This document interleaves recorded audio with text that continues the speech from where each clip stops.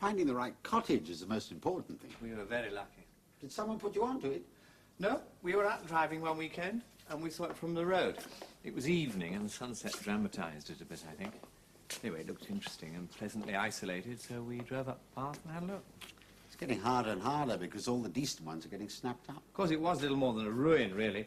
Doors and windows boarded up, nettles 3 feet high, right up to the walls. But we liked the area, and it's reasonably convenient for London. And anyway, Rachel fell in love with it.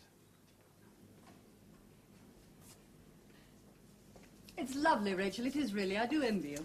Funny about houses, isn't it? It's friendly here.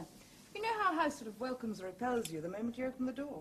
We've been looking for years on and off, but Dan seems to think that beautifully decorated cottages just sit there in idyllic surroundings waiting for him to take out his checkbook. I felt it the very first time we came inside. Almost as if something was saying, you're welcome here. The whole place was completely derelict. Been standing empty for years and years. 'Tis a bit off the beaten track, I suppose. We had a devil of a job finding out who owned it, actually. Took my solicitor the best part of 6 months. And then it was only the land, not the building. As far as we can make out, there's no trace of any owner for the house, even by descent. We drew a complete blank. Well, whoever owned it, farm labourers must have lived here. Family after family of them, right back into the 18th century. My dad said, 10 generations of men who lived on bread and cheese, and now us. He sees it as symbolic. And I bet you got it for about £50, didn't you? Bit more than that. Not much more, though. You must have had the kitchen built on. It was a sort of shed thing, but we had to rebuild it almost completely. And the loo and the bathroom, of course, that's all new. Well, if one's going to live in the country, even at weekends, one must provide for the creature comforts. I can't bear all those dreadful people who live civilized lives in offices and suburbs all week, and then go back to nature and live like cavemen at the weekends. They deposit their dung in piles outside your bedroom window because it's good for the soil. If they give you a cup of tea, it's full of boiled newts. Oh, don't worry, we're very civilized here. Well, you've just about got the lot, haven't you? Shower, stereo radio. There's so much we had to do, there didn't seem any point in half measure. Oh, this is us, is it, the guest room? The stairs look drafty, but they're not, actually. The central heating is adjustable to each room. It must have cost a bomb. Too much. I've got some photographs downstairs we took before work started. I'll get them out for you after dinner. I'd rather you didn't. I don't think I could bear it. I warn you, Christmas with Dan is usually ghastly. You don't know what you let yourself in for. Margaret, you're biased. It's the same every year. He overeats like a pig at dinner, fills himself up with gallons of red wine, and snores and groans his way through to Boxing Day. It's a memorable experience. What does your dad think of all this? Sore point. Has he seen what you've done to it? We had him down for a weekend a month ago. Rowed non-stop for 48 hours. I can't help admiring your old man. I must do an article on him one of these days. Glass of sherry? Please. It would be nice, wouldn't it, if we could all keep our simple beliefs, regardless of the facts? Medium or dry? A medium. What did he say? Oh, asked me if I hadn't anything better to do with my money, which is blood money anyway, as far as he's concerned. Advertising, public relations, market research, any of the selling professions, all out over there with the goats.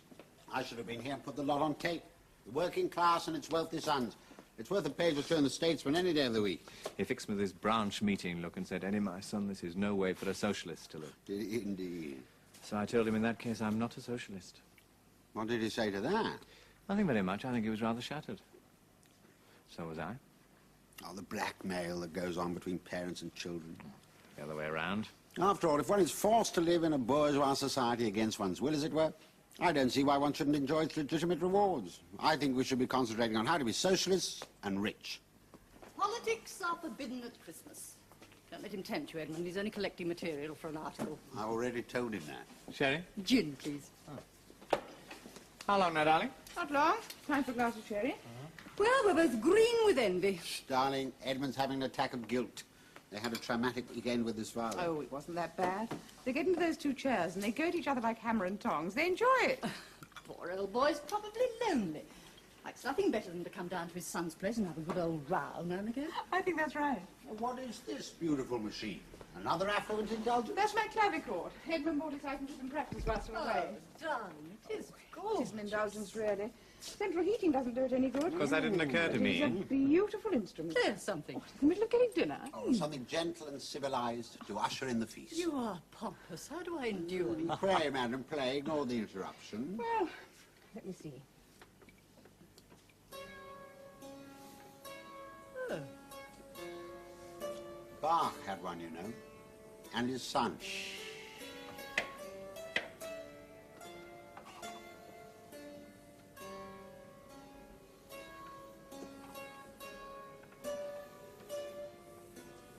Beautiful sound. Just right for the cottage. Small scale. Intense.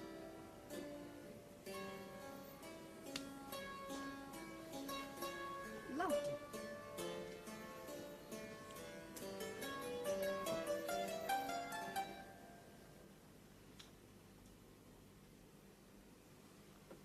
What's the matter? That music. Something in the back of my mind. Darling? What was it, that piece? Do you know? No. No, I never heard it before. No, neither have I. Sorry, I can't think where that came from at all. I don't know what it is or why I played it. Funny. It's something lodged in your memory from years ago. I suppose so. You must have played hundreds of pieces like that. You could never remember them all. Sorry to make such a fuss. For a moment I was quite frightened. Frightened? Déjà vu. What? It's déjà vu. That strange feeling of having said or done something before. Like when you recognize a place you're sure you've never been to. It happens to everybody, like when a goose walks over your grave. You can't beat him, can you? Always on hand with a superficial explanation. No, it's true. The wires get crossed in the mental computer and they come up with the wrong answer. Rachel's head, for instance, is full of music, but for a moment the filing system went wrong. Oh, do shut up, dear man, or I shall begin to get embarrassed. Well, I'll go and get the dinner out if you'll excuse me. Pour some more sherry, darling. Put the lights on, it's getting dark.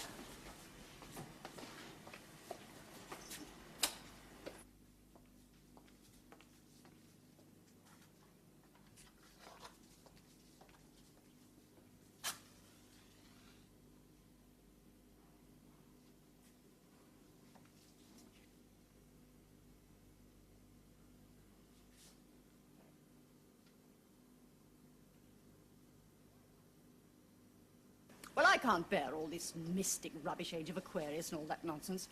It's just an easy way out for people who can't be bothered to think things through. My darling, it's true that we know very little about the mind. What really happened to Rachel then at the clavichord? She forgot the title of a piece of music. And why did it frighten her? Precisely. The mind absorbs facts through the senses, we know, but how does it evaluate them and then act on that evaluation? What powers does it possess beyond the obvious ones? Thank you very much. What do you mean? Powers of survival? Well, possibly. There are countless examples, for instance, of people separated by thousands of miles who are aware of the death of someone close to them. What if mind can be projected through space?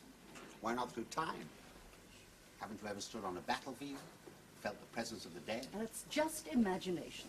You see a bleak-looking field, and because you happen to know a lot of men died there, you people it with ghosts. Mind colours the facts to suit its own preconceptions. It's more than that, though, isn't it? The mind can have a definite physical effect, even change the state of the body in certain circumstances. Well, you're proving my point, not his. These are rational explanations. They depend on cause and effect. But the point is that the reason alone can't be trusted. It can look at the facts, and because of its preconceptions, it can come up with the wrong answer. Do you remember that party game, Nelson's Eye? Oh, it used to frighten the life out of me. No, what was that? Oh, it was a favourite at every children's party I was ever invited to. I can't remember the details, just the traumatic bit. Yes, I remember this. You were blindfolded and you had to touch certain objects and guess what they were. And at the end, they plunged your finger into a raw egg and told you were poking it into Nelson's blind eye. It still makes me shiver to talk about it. Well, that's a perfect example of what I've been saying. And I've just thought of an even better one, my darling. Close your eyes. What? What are you up to now? No, shut your eyes. Now, stay like that for a moment.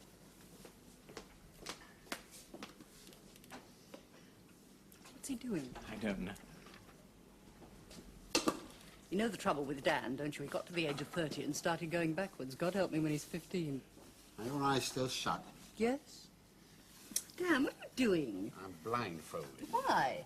It's the rules of the game. Edmund, don't say anything, just watch. Dan. I have in my hand an open razor. What? An old-fashioned cutthroat razor. It's very, very sharp. Really, the things some married people get up to. Quiet, concentrate. I'm going to come very close to you. And with this open razor, I'm going to cut open your cheek. Oh, are you charming? Yeah, I'm coming now. The razor's wide open. It's so sharp that I don't even feel it. It would lay open my finger at the slightest touch. My husband is quite mad. Quiet. I make the most of the last few seconds before the pain. I'm very close now. The razor's about 2 inches from your cheek. Can you feel it? Dan, what is this? I told you, with this open razor, I'm going to cut open your cheek. There. An ice cube melting. No damage done. Oh, my God, that did frighten me. Point proved, I think. It was the coldness and then the wetness on my cheek. You can kill a man with a drop of water on the back of his neck. If you tell him it's a guillotine.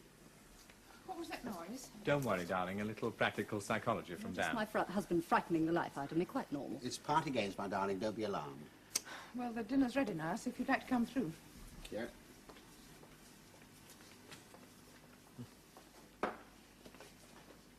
Behold the feast. Card, please, darling. Margaret, would you like to sit here? Dan, you here? Ah, Rachel, you've gone far too far. I You warn you, have I'm a terrible really. pig. I can't leave any of it. I've already made your excuses. My darling, have you noticed the carving light neatly on the plate? A little idea of the architect. It is the little things that count after all. That's real style. You're beginning to embarrass me. But you can't be a socialist with the spotlight on your carving plate, lad. Oh, no, we shouldn't laugh. What's he going to do for Christmas, the I'd old man? like Laura's. We did invite him Well, here, the but... fact is, he'd be much better off there. He'd enjoy himself much more. Ah, yes, I suppose he would, really. I've forgotten the wine. What Got wine? a couple of bottles of Burgundy over there. Oh, my darling, this is a very special bottle that I brought down to crown the celebration. I've had it on order Go for and about... get it, dear, and shut up. I've left it in the other room to settle down after the journey. Dan's a wine bore. You can think yourself lucky you didn't get the whole decanting bit.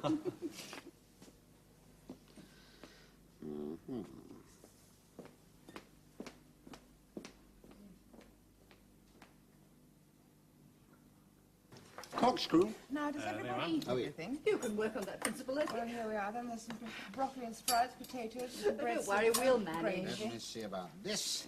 Suddenly, I'm very hungry. How are you doing, darling? Not too badly. Oh, no. That must be the bell. Oh, it's the kitchen as well. Oh, hell. How about that for timing? There must be a fuse. I'm sorry, everybody. Ah, don't fret, dear man. No harm done. It's rather nice by candlelight. But it's this carving light. It's a special toy. We'll be a minute. Oh, well, don't worry. We'll wait if it won't spoil. Oh, it should survive a few minutes. Yes, and I'll save you the first glass of wine.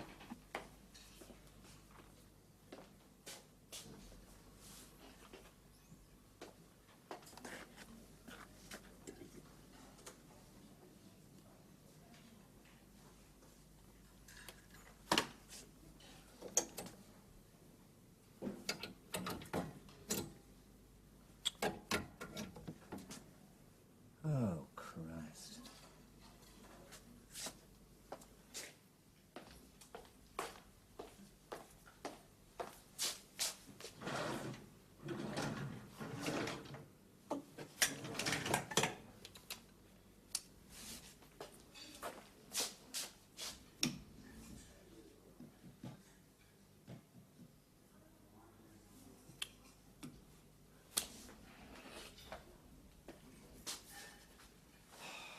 This is too much.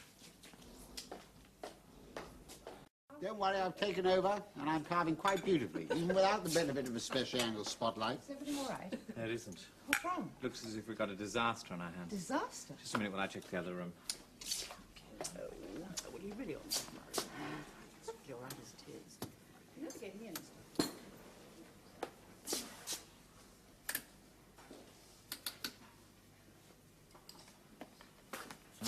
Bloody electrician.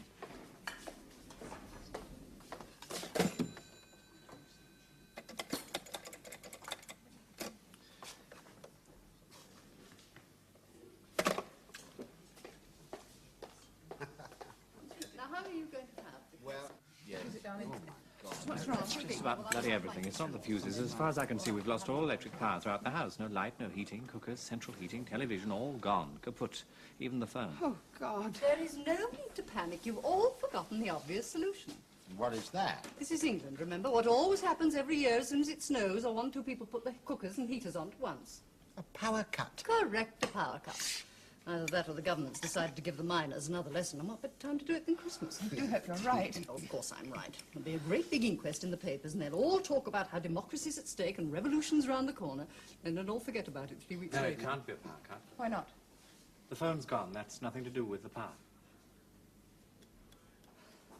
Well, don't worry, it doesn't But matter. I haven't finished the pudding or the coffee. There's enough food here to last us a month. Just wait till I see that bloody electrician. 6 months it's been done, that's all. That's all. And you can imagine what it cost me. It's probably something very simple, like a little join or lead. You will gather from that remark that my husband is no electrical Darling, the genius. heating's gone as well. The fire will keep us warm, Rachel. Don't panic. I'm terribly sorry, Edward. I'm afraid this has spoiled everything. Nonsense. We've been dead lucky, actually. The food's cooked to perfection. We've got gallons of wine and brandy, so we won't miss the coffee. Better kind of just say so. I vote we forget all about the minor inconveniences and eat this fabulous meal. I should propose you as the perfect guest. We've all been hostesses in our time. I think I'll just get haven't some we? Oh, candles darling, out. don't Oh, put yes. I'm going to do it now before we all start falling over one Oh, well, another. I'll come and give you a hand. The lady's finished serving.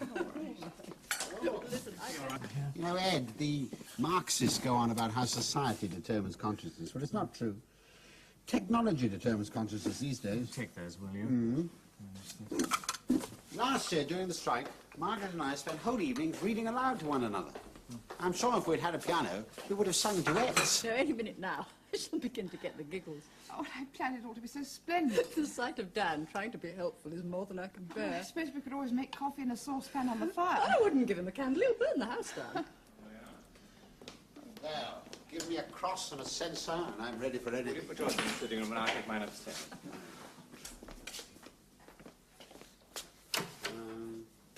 Oh, do you know anyone who wants a beautiful cottage, all mod con, except that none of it works? You know, this is becoming a very moral tale. See, our civilization hangs by a thread. You throw a few switches and we're back in the Dark Ages.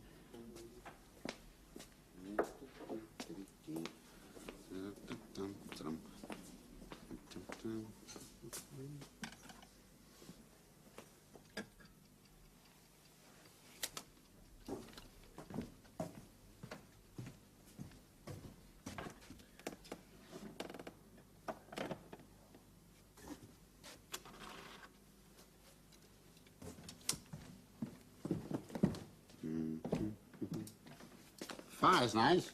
Dan, I don't understand it. What? What's that? Well, if it was a power cut, the phone would be working, but it's not. It's not conceivable that the phone and the power should have given out simultaneously, surely. In England at Christmas, anything's possible. I don't see what it could be that could affect both. Well, for instance, a pylon could have fallen on a telegraph pole. You lack imagination, Edmund. Come and eat. Well, we can see to get up the stairs at least. What I suggest that we forget all our little setbacks and concentrate on enjoying ourselves. I second that. Calm down, Rachel. All is well. I'm going to set the ball rolling with this bottle of wine. Yes. Merry Christmas, everybody. Merry Christmas. Now, you try that for size, Edmund. Thank you. Cheers, everyone. Cheers. Cheers. Rachel, where's your glass? Please help No, yourself. come on. No, you've no. done Oh, darling, whatever. Oh, look what you've done to the table. Must have gone down the wrong hole. it. What's the matter? It's not wine. What do you mean it's not wine? Of course it's wine. It's blood.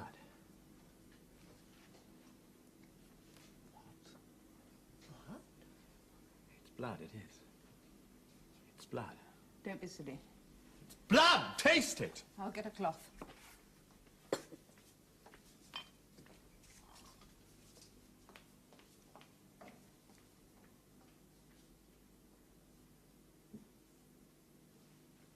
It's burgundy. It's very good burgundy. Taste it.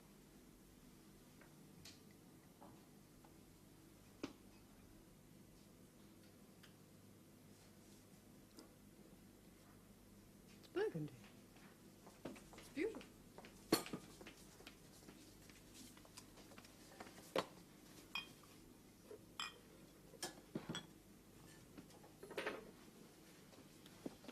I don't understand. Well, here, taste this. I'm not joking. Here. I must be going mad. It smells the same. Look.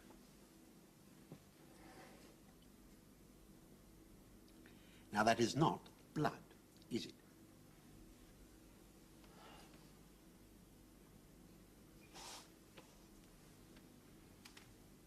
To me, it is. I mean it. Stop it, Ed, stop it. What do you mean? Whatever sort of game you're playing, stop it. Rachel, it is not a game to me! It's wine! Obviously it's wine. Look.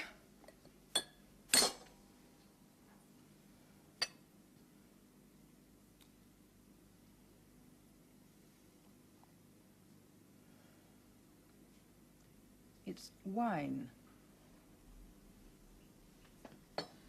Well, don't worry, old fellow. I won't insult you next year by bringing my own bottle. Dan, I'm not joking, you know.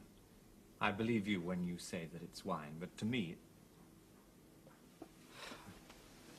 it's not possible, is it? Let's all eat our dinner quietly and privately, shall we? Wine or no wine, before it all finally gets cold. It's a very good idea.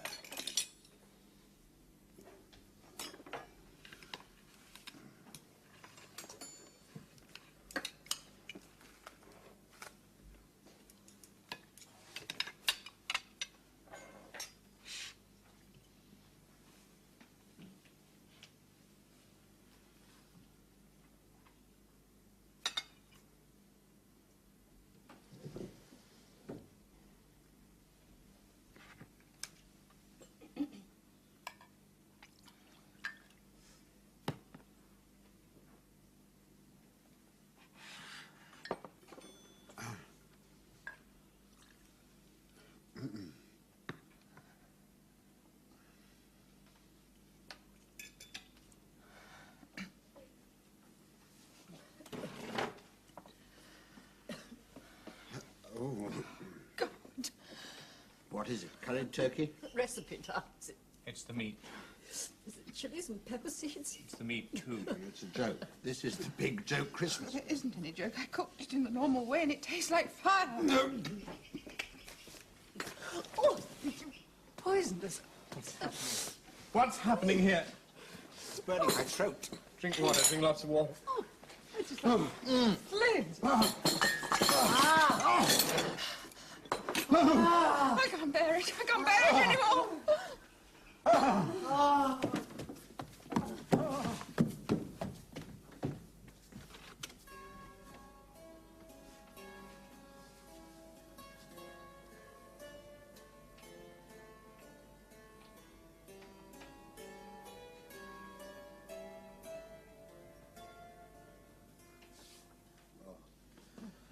Oh, that's better.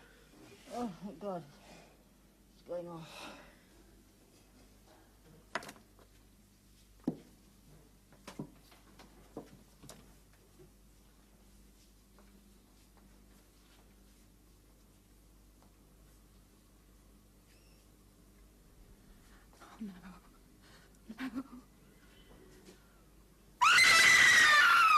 That's Rachel.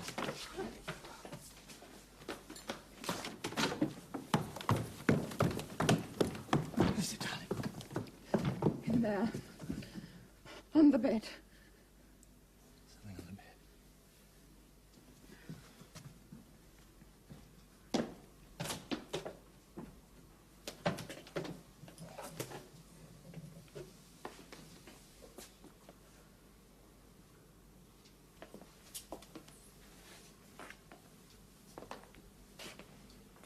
It's nothing. Can you see anything? No, just the bed.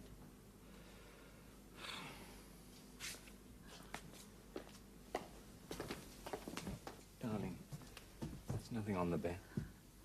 Nothing. Just the bedspread. What do you see? I saw a dead child. I saw the skeleton of a dead child. There's nothing there now. Do you want to go and look? No. Come on, let's go downstairs.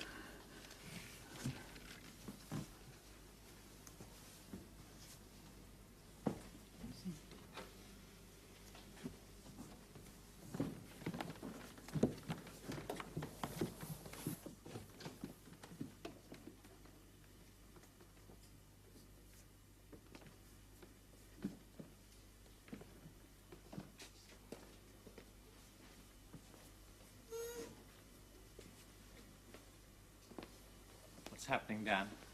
Something very strange. I I feel quite all right now. And so do I. Not very hungry anymore. No trace of the pain. No, none. No. What about Rachel? Did you feel it? Yes. Terrible sort of hot, griping pain in the stomach. With me, it went quite sudden. Yes, and me. But none of us tasted blood except Edmund. No. No. I can still hardly believe it. And now this upstairs. I definitely saw it. I didn't imagine it. I looked for quite a long time to make sure it was the skeleton of a child about 2 feet long with bits of clothing on the bedspread. I promise you, I really did see it. Darling, nobody's saying you didn't. But equally, none of us did. But we've all seen or felt something. Edmund, the blood. The rest of us, the food and the pain that just disappeared. And now Rachel, this. And all of us, the house. What do you mean? We've all experienced the failure of the machinery in the house. That's just straightforward, simple mechanics. Is it? Well, what are you implying? That this whole thing, the power failure included, is some kind of mass hallucination? Can you suggest anything better? Well, if it is, then we're still in the grip of it. Because the lights are still out, the clocks are still dead. If it's some form of mass hysteria, something that our four minds are creating between us, then we're still under its spell. Nothing's been right since the lights went. And before that, the music. Oh, what are we going to do then? There must be some kind of rational I explanation. don't need any rational explanation. I just want it to stop. Look, if it's some form of mass hysteria... But it can't be. We're four sane, mature people. We know what we're doing, what we're saying. Do we, though? We all think the lights have failed. But maybe they're on all the time. Maybe they're blazing away across the fields for miles. If you tasted blood and Rachel saw a dead child on the bed, that's just as possible. Our perceptions tell us that we're sane and balanced and that those are the facts. But maybe that's the prime constituent of our hysteria. So that we've lost all distinction, you mean, between what's really happening and what's imagination? Well, how else do you explain what's been happening in the last 15 minutes? I mean, these delusions have come from somewhere. If not from our own minds, where? If what you say is true, then what we need to do to reassert reality, ordinary daily reality where wine is wine and all the machines work, is to get out of here. If necessary, separate. Break whatever it is that's mentally binding us together. So I suggest we go out, get in the cars, drive away to some nice, uncomplicated hotel where they have an MC and dancing and they're playing silly, innocent Christmas games. So that we dissipate whatever it is that's been distorting our perceptions here. Do you agree? Yes, I think that's a very good idea. Dan, Yes. there's no such thing as absolute darkness, is there? It's never absolutely dark. I don't think so. Why? I can't see anything.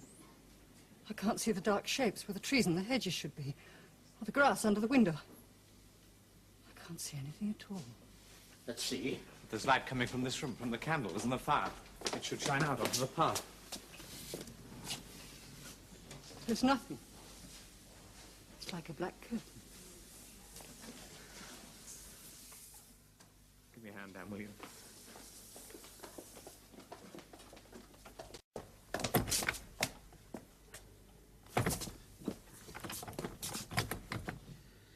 It won't budge. Help me to shoulder it.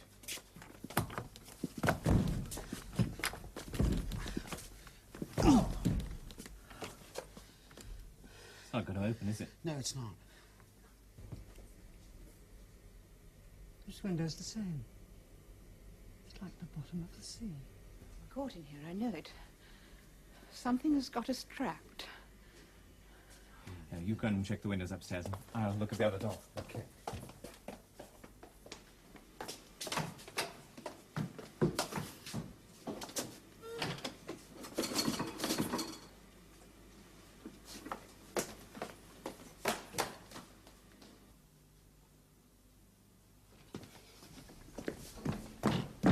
Don't worry, Rachel. There must be some kind of rational explanation. No, there isn't. We're caught. It's black as pitch. Nothing at all. The back door's the same as the front. So that's it. We stay and sit it out, whatever it is. Well, if it's some sort of mental force that's holding us in here, let's see if it'll stand up to this. Well, I'm going to have a brandy. I hope. This window's made of perfectly ordinary glass. The builder broke a pane when he was putting it in by dropping his trowel on it. So this should do the trick. The brandy's okay.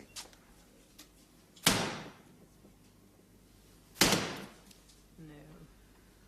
Well, all I can say is we must be a very strong-minded lot. Can I get anybody else a drink?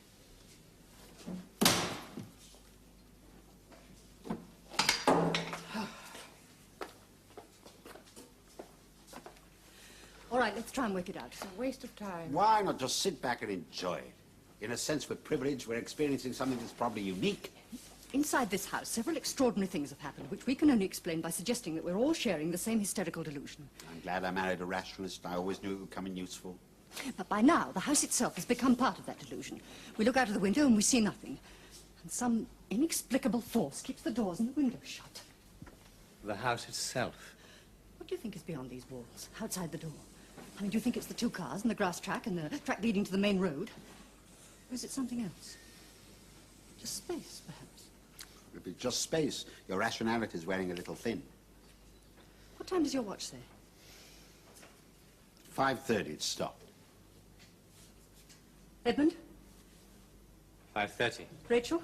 5:30. So does mine. So does the electric clock. I'll bet you every other clock in the house says 5:30 too. That must be the time the lights went. So, everything stopped at 5:30. Or started? Everything? I wonder what time it is now. You know, for a rationalist, you're getting extremely fanciful. I prefer to wait and see before entering the realms of science fiction. After all, we're all okay. There's nothing happening to us at the moment. It's the house. I'm sure it's the house. Everything began when the house stopped And functioning. the machinery in the house. It may be that the house itself is working perfectly well. I think we've been selected. What do you mean? Chosen in some way. The 4 of us. What for? Something nice, I hope. No, I don't think so. We don't achieve anything by getting all intense and visionary about it, do we? What we need to do is to keep our eyes open and our minds at full stretch, and whatever we find happening to us, try to understand it. Oh, our antennae, you mean. You have always placed too much reliance upon the intellect. Look at Rachel. She's got all her receivers working at full power, but it's nothing to do with the intellect, what's registering on her. You want to believe it, don't you? That's what it is. Well, I don't. I want to know. Dad, do you remember those photos I told you about? What photos? Photos of the house. It's coming nearer. I can feel it. It's almost here. Photos of the house? The 2 sets I took. One before we started and one after. I wonder. So do I. The choice has been made. What is it, Here. Rachel? It's coming nearer. I can feel it. What's coming nearer? What can you feel? And the 2 sets of prints. Before and after. What's coming nearer? Where's it coming from? It's here. It's here in the house. What? These are the before ones, you see. That's how it was. The choice has been made.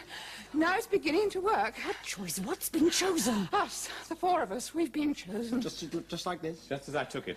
But look at this. And this. These should be the modernized ones, but Dan, I did not take these pictures. No, I can see you didn't. I've never seen a cottage looking like this. No, you haven't, because these pictures were taken 200 years ago. But I mean, that's impossible. I mean, Look! Look at this one. There's someone at the window. it's a woman. Fair-haired woman with a shawl. Yes, a fair-haired woman with a thin face and a shawl. It's beginning. How does she know? Listen. Listen. What is it? Be quiet. Concentrate. Watch what happens.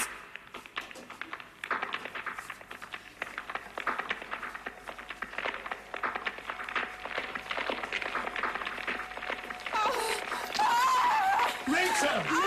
Leave her alone. Something!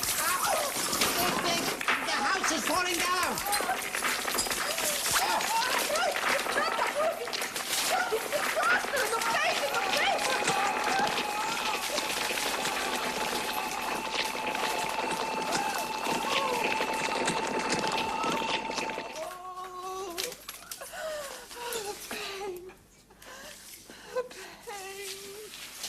What is it, Rachel? Tell us. There's nothing more to be done. The children have cried themselves to sleep, and we're all too weak to move now. I can only lie here talking to the walls, wondering how long it will be. What did she say? What children? Just listen. Go on, Rachel. We can all hear. If I could write, I would write it all in a book for the whole world to know what they've done to us, but no one bothers to teach the poor. So even that comfort is denied me. But I have to speak. I have to make it known, even if only to the bare walls. Who is it? Who is it speaking? No, just listen. I, Sarah Jane Mulby, born a Christian, aged 26 years, a married woman, but now a widow. I'm lying here on a straw mattress with my 2 children, Robert and Jane. There's a little water, but nothing to eat. We have none of us eaten for well over a week at least. I don't remember when. Yeah, in this house. Listen. My husband, Robert, was a hard-working man, and we were all happy till the bad times came. And people had to leave for the towns, and many houses in the village stood empty. There was no trade and no work till bread became too dear to buy. Then there was none at all to be had. The squire told us that there was no more work and we must fend for ourselves. And the parson told us to pray to God. We did pray. We prayed to him day and night, but the food got less and less, and my husband was in despair. He took to going out at nights. Some nights he'd come back with a rabbit or a hen, even a lamb one time. We managed to live for several months that way. But the gamekeepers got stricter. A man in the next village was hanged. There was no more game to be had with half the county living on it. A man came one night with a book in his hand, and he talked to Robert till dawn. They spoke angrily and cried out, so that I heard it, and the children stirred in their sleep. The next night, Robert went out with that man and some others. And he didn't come back the next morning. And I heard there were fires in the fields, and the ricks were burning, and the squire's barn had been burnt down, and that my Robert had been taken by the soldiers. Rachel, darling. You must let her finish. I went to the assizes. I saw my Robert in the dock with the other men looking pale and ill. I was praying for transportation. And it was death. I cried out to the judge that we were all starving. What were we expected to do without food? But the judge spoke grandly about property and rights, and I was dragged from the court. I took the two children to see their father hanged. I told them to remember what was being done to him so that they should grow up to avenge his death on all the wicked men responsible. That will never happen now. The doctor told me it takes 20 minutes for a hanging man to die. I stood there all the time, watching his poor face, giving him all my love to help him bear that terrible death. He moved a little at first, but gradually became still. But I waited for over half an hour to be quite sure. None of us cried, not even the children. Barbarians. Barbarians. That evening I went round to see the squire. But I was chased away angrily and told that my husband was a criminal.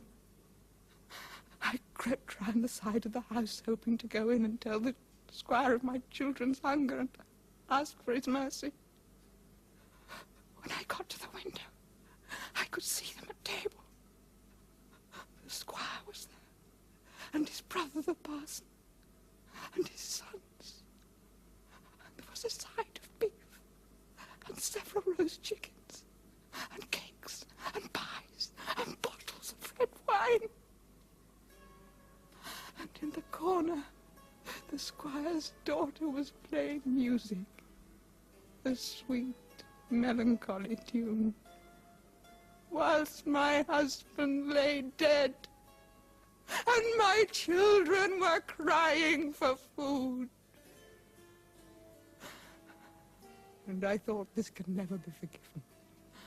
No circumstance, no degree of self-interest, not even ignorance can excuse this feasting and dancing whilst on the same planet, in the same village, people are starving. And I knew then that I was beaten, that where there was no conscience, there was no hope, there was nothing to be done. That this wickedness and injustice was too great a monster for me to grapple with. I came home and closed my door, and since that day no one has bothered to open it to see who may be inside. Here, she means. I used to believe in God. But this world is man's work. I recognize it by the bloodstains. If God still sees us, he sees us with despair. Like Pilate, he shakes his head and washes his hands, unable to save us. I know we will soon be dead now. The worst pain is over. My bodily weakness is almost comforting, like the beginning of sleep. I have no forgiveness for the selfishness and greed which has destroyed my family. The hardest thing of my dying is to know that our murderers will go unpunished. Someone surely must pay for our unjust deaths and all the other deaths like ours, for I know that we are not unique. If no ear can ever hear my accusations, no eye ever read them, let my words burn themselves into the fabric of these walls, so that the brickwork, beams and plaster shall remember the agony and injustice of those dying under this roof. How can this ground ever be easy when there is no atonement for crimes like these? The soil is bitter with my children's blood. I can't say any more. Justice cry against injustice from the dark centuries.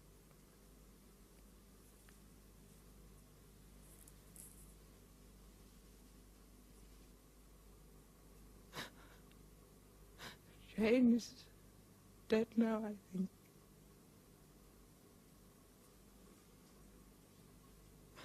And Robert in a deep sleep from which he will never wake.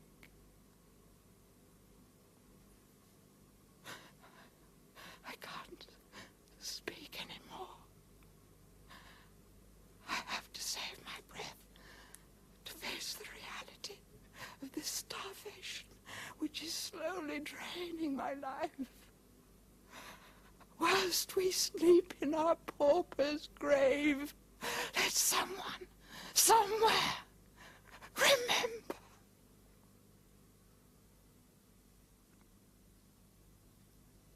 Us.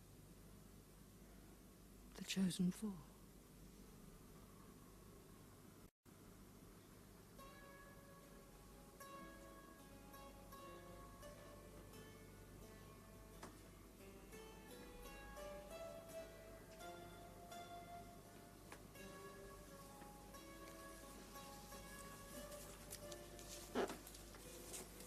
Rachel. Where are you going? Follow me.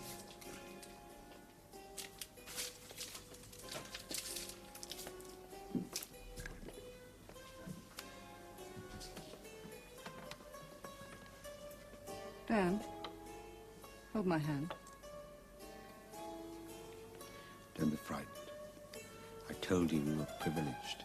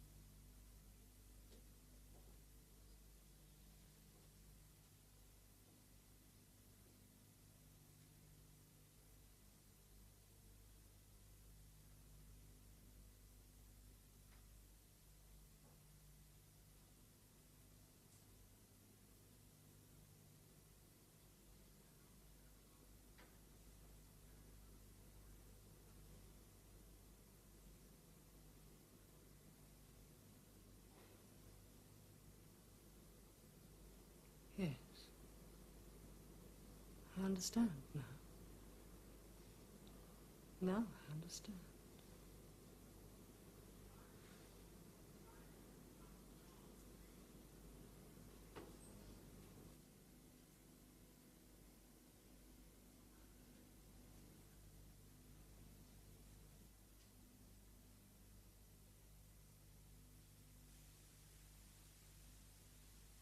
Motorway driving.